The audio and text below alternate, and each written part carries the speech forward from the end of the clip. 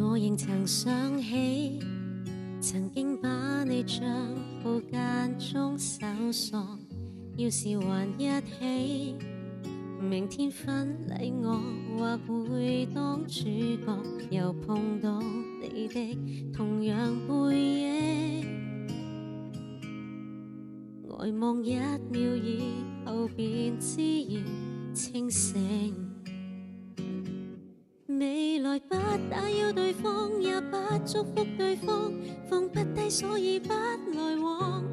提防不小心聽到你的最近情況，要假裝好友亦不恰當，若然很清楚對方，更不應找對方，就算再見亦會失望，難道可以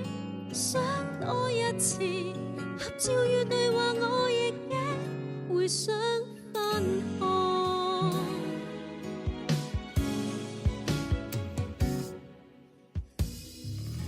太突然搬走，而小狗卻變做我的所有，確實難挽救，怎掙扎也實在應分手，受夠的痛苦逃離及中，留下的愛舊自用，留待更好。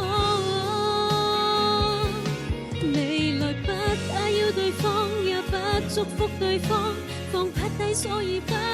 往，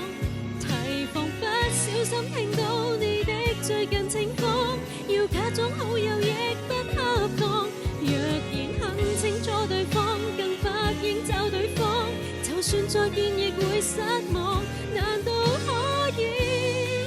想多一次，為我要顧慮我自尊，會給好過，明白得到愛不是靠犧牲，難共處難道要纏住你連累一生，